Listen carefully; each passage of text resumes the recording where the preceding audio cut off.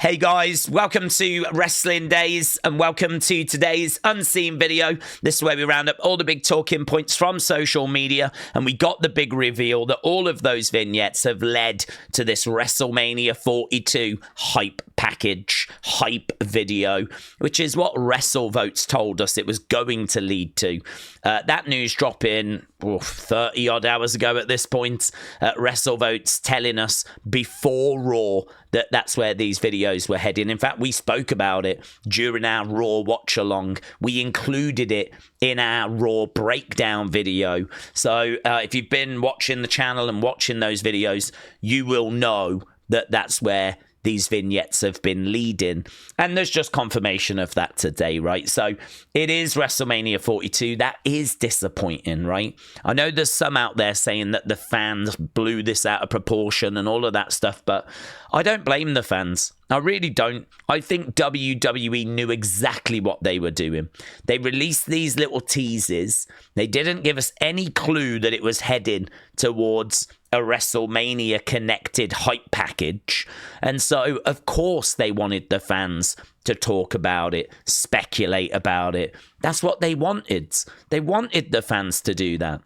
So, of course, the fans were thinking Jericho, they were thinking Andrade, they were thinking Heyman's brought together a new group, they were thinking it might be the War Games teams being announced, it might be Legado del Fantasma getting back together, right? Some people thought that it might be something to do with Edge. I mean, there were so many thoughts, so many theories, but, you know, WWE knew what they were doing. They wanted this to make noise. And they succeeded in that. But the downside is you left everyone feeling very underwhelmed and disappointed because we wanted something fun and special for the shows, because the shows have kind of been lacking that a bit in 2025. So, you know, we are where we are. I can tell you that the online video of this, I think, is like 3-1 dislikes to likes. So people are frustrated, but people are also moving past that frustration. And actually, the conversation now has turned to the actual poster and the video because they are very good, right? Put the frustration, disappointment aside, that it didn't lead somewhere more exciting. It's still a great poster. And we'll have a look at the video in a second. It's a great video.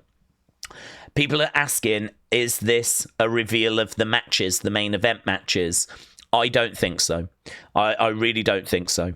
I think that these guys are the four guys that are probably highest on the list of engagement when it comes to Google searches and merch sales and video views. And, you know, when they're like social media engagements, I feel like these four might be the top four, right? I am surprised they didn't have a female in the room. I am surprised there's no Rhea or Io or Becky Lynch. It does feel like that is very much missing to me. Some have said that it's a surprise there's no Randy Orton, and that's really disrespectful to Randy Orton. One thing that's not a surprise is Triple H putting himself front and center. He loves doing that. So there's Triple H front and center, and then we've got these four around. So I don't think it's to do with matches. I just think these are maybe, from the metrics, the four biggest stars, the four biggest names currently signed to the brand, right? And what I would say is that these four are going to be in big matches, right? That's not really a spoiler, is it? Cody's going to be in a big match at WrestleMania. Roman will be in a big match. Brock will be in a big match. Punk will be in a big match.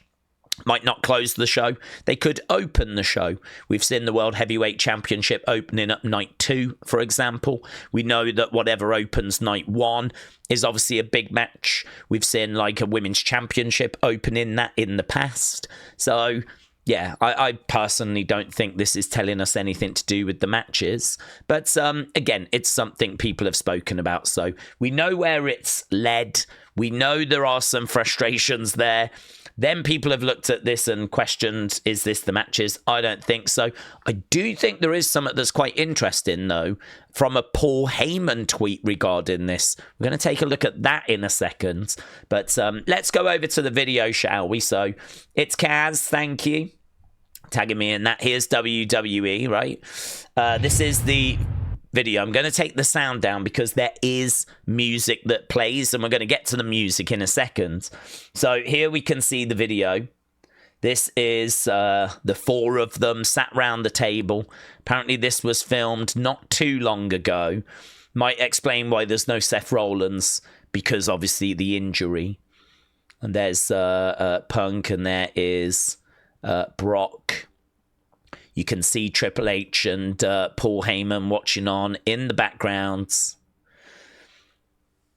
And yeah, as we said, this is to promote the combo, 2-day combo passes, the 2-day tickets. And there we go, 2026 WrestleMania. Back in the saddle. We're going back to Las Vegas. So there we go. That was the video, right? You're going to be seeing plenty of that, I'm sure.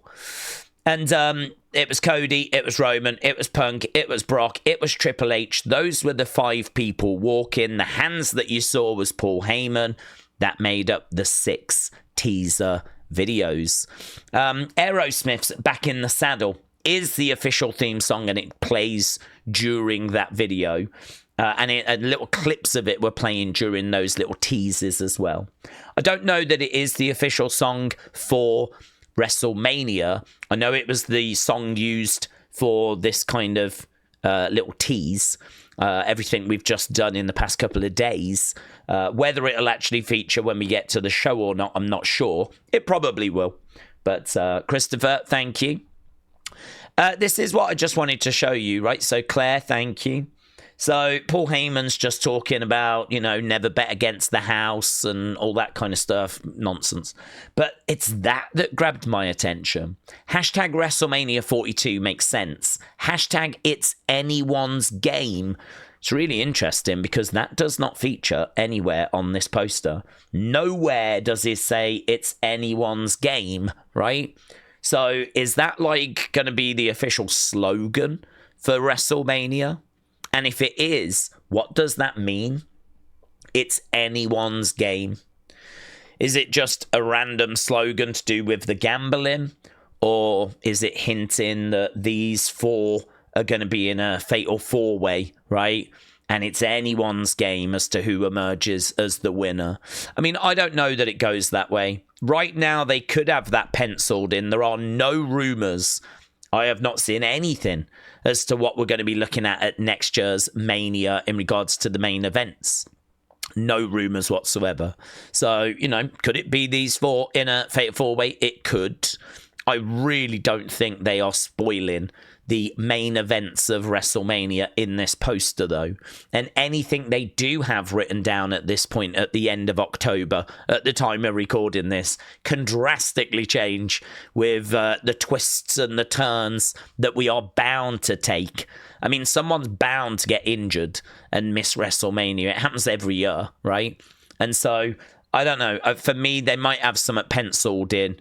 Where we're going, I'm not sure. There's no rumours of that, but it's anyone's game did catch my attention. And you might have missed this as well. It's really hard to see, but just in the background, Demonito. Demonito, you might have missed him, but thanks to Finn Balor, he just pointed out that Demonito was also in attendance. So very, very cool. Right, we did a video on this earlier. I just wanted to mention it because a lot of people got in touch with me to tell me about this. But obviously we were very, very early at getting the video up on this channel because I actually put it up in the middle of the night, so in America. So we did a good job, I thought, of like getting ahead of the curve. But yeah, a lot of people kind of finding this out, I think, at various points throughout the day. It's terrible, terrible news. No update. I wish I could provide an update. I don't have one. But basically, Barry Windham just reporting that Bo Dallas's dad's, Bray Wyatt's dad's, also known to many of us as IRS, is actually in hospice right now. And as we said, that's just heartbreaking. That's kind of end-of-life care when you go to a hospice. So, I don't know. I mean, it's just mind-blowing. I didn't even know that he was, like, seriously ill. So, it's kind of tough right now. You know that Mike is in hospice right now. I love that family. I would like for you to all pray for Mike. That's Barry Windham. That is Mike's brother-in-law. And, of course, they were in a tag team together, the US Express. So, yeah, thoughts very much with that family. And as people have said, that more than explains why Bo Dallas, Uncle Howdy, has not been around. WWE is looking to go to Chicago to put together a big series of events around Elimination Chamber. It said WWE is currently planning something that would see SmackDown, NXT, and maybe AAA events being held around Elimination Chamber. You know how they like to really stack those weekends for these bigger shows. And I think Elimination Chamber, it might not be like WrestleMania or Rumble, but it's still a pretty big show because it's kind of the final stop on the road to WrestleMania. Just after this, we have a few Raws and SmackDowns, but this is a pretty major show on that journey. Certainly if you think about what went down this show with the John Cena heel turn, for example. So makes sense that they would want to, you know, get some NXTs involved and AAA involved and whatnot. So there we go. Right, we got the poster as well for Deadline. Looks really good. It's giving me like, I don't know, CSI vibes or something like that. It's really nice. San Antonio Deadline. Really, really good. Someone that doesn't like it, though, is JC Jane. She said, I carried this division on my back all year, and this is the respect I get. 2 blonde bimbos taken front and center. Where am I, NXT? So there we go. Sol Ruka, Blake Monroe have been crossed out. JC Jane really not appreciating the fact that she has been overlooked. So there we go. Wrestle Purists, this would have been in yesterday's Unseen. There wasn't really much to talk about, to be honest. But several major names, including Cody Rhodes, Brock Lesnar, Roman Reigns, were at the headquarters last week filming material. Given what we've heard, the belief is the teasers are likely WrestleMania 42 promotional material. That was on the 27th. So that was maybe Sunday. From PW Insider. And then I think on the Monday, we actually had confirmation from WrestleVotes that that was the case. So there we go. That was a fun kind of 48 hours or so, wasn't it? The other thing we got in here is that Chelsea Green has signed a 5-year extension with WWE, which is fantastic. Great news. That coming from Fightful Select. Yeah, this is cool. So Jey was just saying that he would love to see Jimmy win a singles championship. He said he thinks he's got unfinished business in the singles game. I want to see Big Jim get his title shot. I know it's lurking around there, whether it's SmackDown or Raw. He said, I'm telling you, once he gets a taste of what it's like being a singles star and being a singles champion, it hits different. And I think this is something I've never thought about, right? The money goes up. The commercials go up. You know what I'm saying, Oos? Everything goes up. I feel like I've got things to prove in my own journey. So Jey is like, look, I've got no problem getting back together with my brother and doing the Usos thing, but I've got unfinished business. And I never thought about the fact that, yeah, of course, money goes up when you're a single star. Because when you're a tag team, like, the tag division isn't that special, to be honest. It's not that important. We could do without it if we really had to. But obviously, as a single star, fighting for a World Heavyweight Championship, I mean, that is the mountaintop. If you're fighting for the World Heavyweight title or the WWE title, that really is the mountaintop. So, of course, you're going to be attracting the biggest interest, the biggest money, the biggest commercial opportunities. So you can sort of understand why Jey isn't eager to go back to the tag division, because I don't think that pays quite as well. Santos Escobar was backstage at Raw this week, so I did wonder where he was, because there was a lot of talk that he was going to be on the show, and then he wasn't on the show. But apparently he was there. He was just backstage, and he was kind of signing the new deal and maybe meeting with Triple H to try and figure out what the next steps are going to be. So apparently he was still there. Okay, in the least surprising news of 2025, WWE has got no plans for Andrade, despite the non-compete speculation.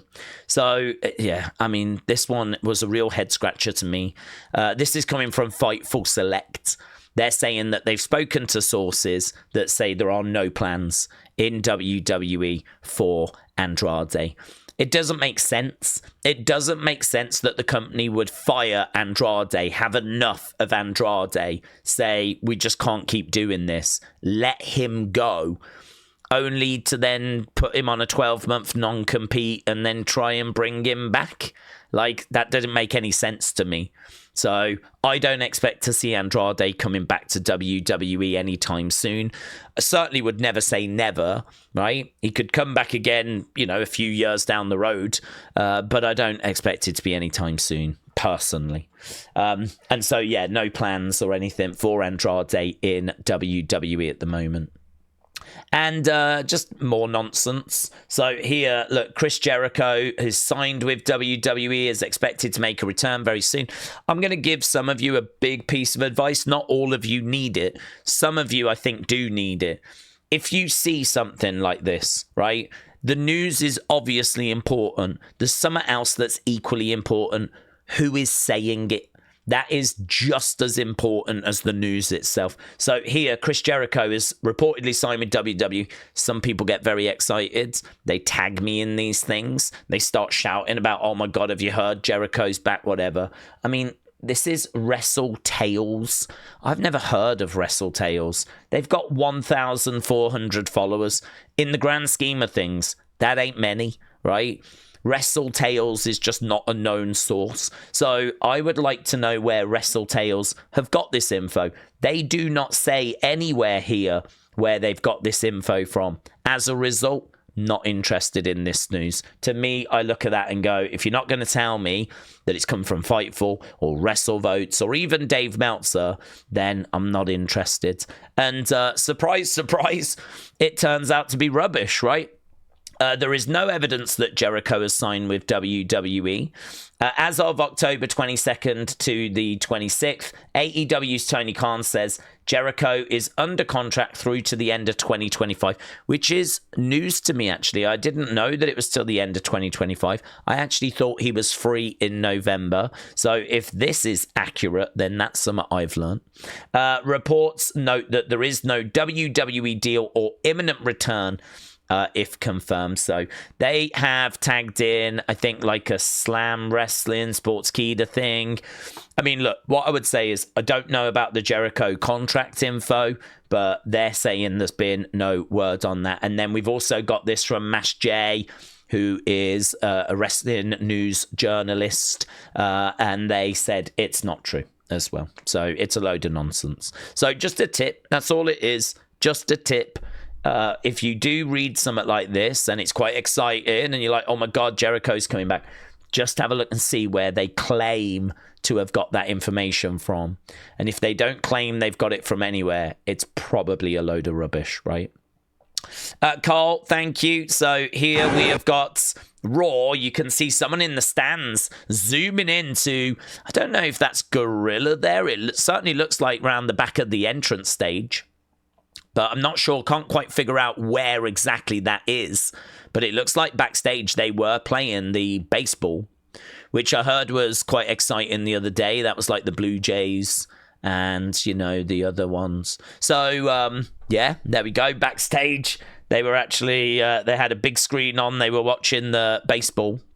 So, boom. There we go. So, very interested. And then we've got this from Mickie James. Mickie James, now, some of you might know this, might not know this, but when she got let go by WWE, right? She was let go, I don't know what year it was, 2021. Wow. I actually thought it was longer ago than that. But when she was let go in 2021, she received like her few bits that they had at the office, whatever, in a trash bag. It arrived to her house in a trash bag. She said the exact same thing happened in 2010 when she was let go, and it really bothered her. It was like, what, you just think I'm trash? You just think that I'm not worth anything? And the thing was, in 2021, she actually took a picture and she put it online. And she was like, is this what they really think I'm worth? And she was speaking to Chris Van Vliet, and she was like, to be honest, I wasn't bothered. In 2021, I wasn't bothered. I was bothered in 2010. But I'm much older, more mature in 2021. I'm just not bothered. Even if they did think I'm trash, I know I'm not, you know? I've got life experience, so I wasn't really bothered. But apparently, like, when she posted that, she got a phone call from Vince. She was like, Vince called me, and we spoke on the phone. He was like, you know, I've never thought that of you. I've always thought highly of you. And I am so sorry that happened. And that the person that did this is not there anymore. And Mickie was like, I just felt really bad for Mark Carano, who I believe was like talent relations. He was the person that kind of, you know, sorted stuff like this out and lost his job over it. And she was like, I actually felt really bad about that. That bothered me a lot more because I wasn't really that bothered. I did think it was, you know, not a nice thing to do, but I wasn't that bothered. But I just thought that was a really interesting story. That's one of those kind of crazy wrestling stories that happen that we don't really have any need or right to find out about. So I always love those kinds of things. Right, let's go fun, shall we? See what we've got. I don't even know what's in fun. Oh, yeah, this was pretty fun. So, Grande 6, thank you. This was everywhere. It's more AI stuff, right? So here, look, we've got... I just think these are, like, really interesting. I just, like, we've got big wrestlers jumping off the top of cages and rings kind of imploding, collapsing. I thought that one was really good. I like how the cage kind of, like, all tumbles down. Like, the dynamics and everything are so good. Look at that. Like, he actually, like, look how he's got his stomach caught on the cage. And, like, the way that the cage all collapses down and everything, like, it's so clever. I mean, not that bit where he's, like, stuck to his feet. But, yeah, the way that the cage is, like, all collapsed and the way the ring collapses and all of that. I don't know why they had to make the wrestlers so fat, though. I'm not sure what that was about. Maybe to, you know, add a little extra oomph to it. So that when they fell off the top, it's really did damage. Yeah, like the way the cage all collapses in and... Look at that. That one wrecked the floor, actually. So, yeah, lots of people sharing this. This one alone has been... viewed nearly 600,000 times, right? Bang. So there we go. That was that. I know AI slop is not to everyone's liking. Charlie, thank you. This was pretty good. There's James Ellsworth. And then, did you know that James Ellsworth became Ilya Dragunov? So there we go. The evolution of Ilya Dragunov. So, boom. Charlie, thank you. I thought that was pretty good. Right. Oh, yeah, this is a fun little clip. Kanon, thank you. So this was Survivor Series War Games. I think this must have been an outtake, right? So let's have a look at this. This is some damage control fun.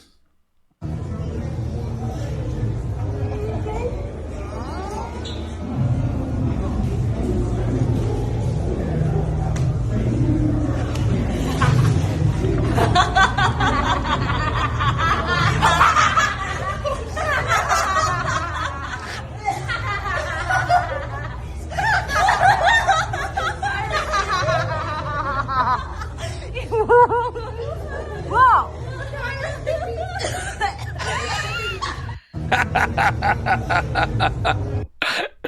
Kyrie just can't. I mean, I'm guessing that never saw the light of day. I've never seen that little clip before. That must be some sort of little outtake from Survivor Series. I don't know where that's come from, but very good. So, Kanon, thank you. Becky appreciated this Sports Illustrated #1 sign. So, this is the greatest sign of all time. It's not just me saying it. Other people are saying it, says Becky. So, very good. I got tagged in this so much. Shockwave, thank you, but so many people tagged me in this. So let's have a look, shall we? This is what happens when you don't acknowledge the tribal chief.